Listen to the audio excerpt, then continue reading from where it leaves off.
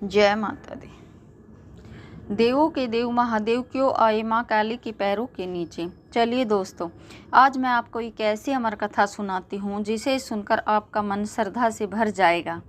ये कहानी उस समय की है जब सहस्त्रों देवों में से एक देवों के देव महादेव को अपनी प्रिया के चरणों में लेटना पड़ा था। क्या कारण था, क्यों आना पड़ा भोलेनाथ को माँ काली के पैरों के नीचे। इस कहानी में छुपे हैं प्रेम के गहरे राज, त्याग की पराकाष्ठा और शक्ति के सामने समर्पण की महान शिक्षा। आइए मैं आपको ले चलूँ उस युग में जब धर्म और अधर्म के बीच संग्राम चल रहा था। आज की कथा बहुत ही प्रेरणादायक है, इसलिए दोस्तों ध्यान से सुनना। समय था सतयुग का अंत और त्रेता युग का प्रारंभ। उन दिनों पृथ्वी पर असुरों का आतंक इतना फैला हुआ था कि महिषासुर के वध के बाद भी राक्षस जाति शांत नहीं हुई थी। इस बार धरती पर राज कर रहे थे दो असुर भाई शुंभ और निशुंभ।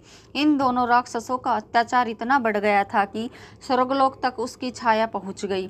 उन्होंने न केवल मनुष्यों को सताया बल्कि देवताओं को भी स्वर्ग से भगा दिया था। सभी देवता छुप छुप कर जीवन बिता रहे थे, लेकिन सबसे बड़ी चुनौती तो अभी आने वाली थी। राक्षसों की सेना में था एक भयानक असुर रक्तबीज। ब्रह्मा जी से तपस्या करके उसने एक ऐसा वरदान पाया था जो उसे लगभग अमर बना देता था। वरदान ये था, रक्तबीज के शरीर से जो भी रक्त की बूंद धरती पर गिरेगी उससे उसके जैसा ही एक और शक्तिशाली राक्षस पैदा हो जाएगा।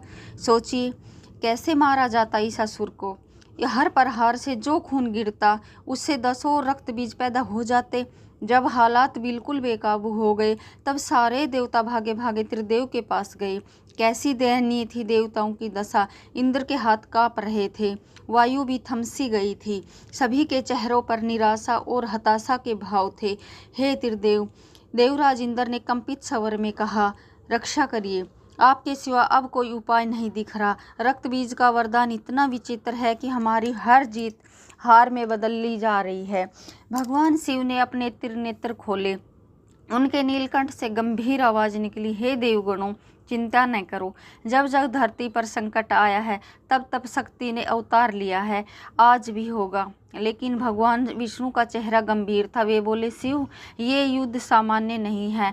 रक्त बीज को शस्त्र से नहीं मारा जा सकता। उसके लिए ऐसी शक्ति चाहिए जो उसका रक्त धरती पर गिरने ही ना दे। तभी भगवान ब्रह्मा बोले, ये काम तो केवल आदि शक्ति ही कर सकती है। हमें माँ दुर्गा का आह्वान करना होगा। त्रिदेव ने मिलकर माँ भगवती का ध्यान किया। नेक्स्ट भाग के लिए देखते रहिए। जय माता दी। जब माँ दुर्गा ने रक्त बीज पर आक्रमण किया तो जो हुआ उसे देखकर सभी दंग रह गए। त्रिशूल की चोट से रक्त बीज का खून बहा। जैसे ही ये रक्त धरती पर गिरा तुरंत उससे एक और रक्त बीज पैदा हो गया। माँ दुर्गा ने दूसरे रक्त बीज को मारा, उसका खून गिरा तो 2 और रक्त बीज पैदा हो गए। ये क्या हो रहा था? जितना माँ दुर्गा लड़ रही थी रक्त बीज उतने ही ज़्यादा होते जा रहे थे। 1 से 10, 10 से 100, 100 से 1000। पूरा युद्ध क्षेत्र रक्त बीजों से भर गया। देवता घबरा गए। ये तो और भी बड़ा संकट था। जब माँ दुर्गा ने देखा परंपरागत तरीकों से रक्त बीज को हराना असंभव है तो उनका क्रोध चरम पर पहुंच गया। उनके मस्तक से भयानक तेज निकला। ये तेज इतना प्रचंड था कि सूर्य की रोशनी भी उसके सामने फीकी पड़ गई। इस तेज से प्रकट हुई एक अत्यंत भयावह और शक्तिशालिनी देवी। कैसा था उनका रूप? पूरा शरीर काला, बाल बिखरे हुए, लाल आंखें जिनमें अग्नि की लपटें, लाल जीभ, गले में कटे मुंडों की माला, कमर में भुजाओं की माला, हाथ में खड़क और एक कटा हुआ सिर। ये थी माँ काली। काली माता की जंग के साथ ही पूरा वातावरण बदल गया।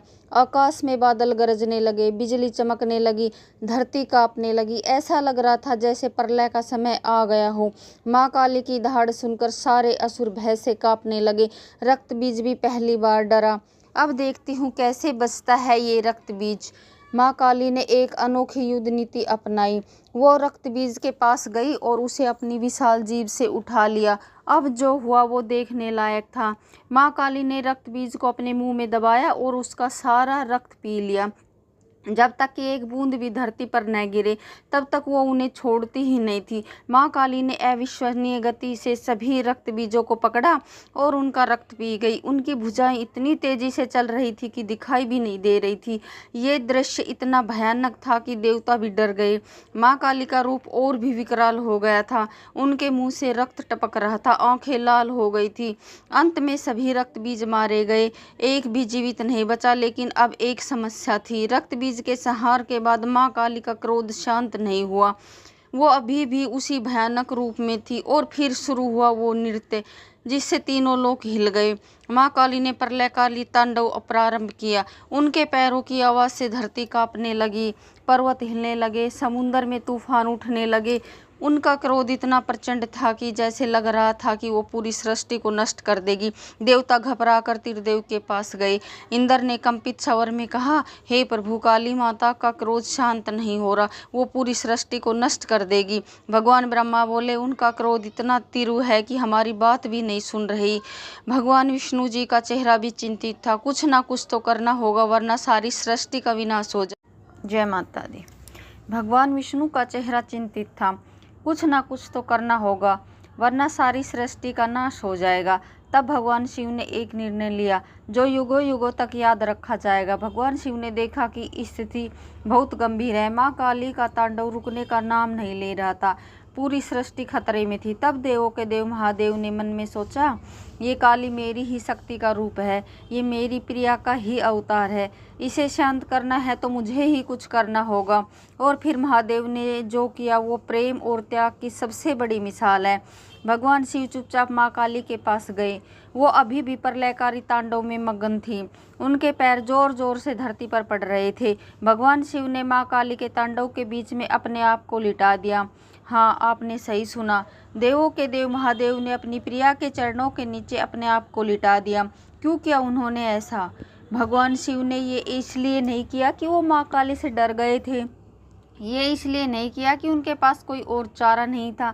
उन्होंने ये इसलिए किया क्योंकि वह जानते थे कि प्रेम से बड़ी कोई शक्ति नहीं। जब माँ काली का पैर भगवान शिव के सीने पर पड़ा तो उन्हें एहसास हुआ कि ये तो उनके प्रियतम हैं, ये तो उनके अर्धांगिनी के चरण हैं। उस एक क्षण में सब कुछ बदल गया। माँ काली का तांडव रुक गया, उनका क्रोध शांत हो गया, उनकी आंखों में आंसू आ गए। हे नाथ, माँ काली की आवाज़ काँप रही थी, आपने ये क्या किया? आप मेरे पैरों के नीचे। वो तुरंत अपना पैर हटाने लगी, लेकिन भगवान शिव ने मुस्कुराकर कहा, प्रिय, तुम मेरी शक्ति हो, तुम मेरी आदि हो। तुम्हारे चरणों में आना मेरे लिए अपमान नहीं, सम्मान है। इन शब्दों में कितनी गहराई थी।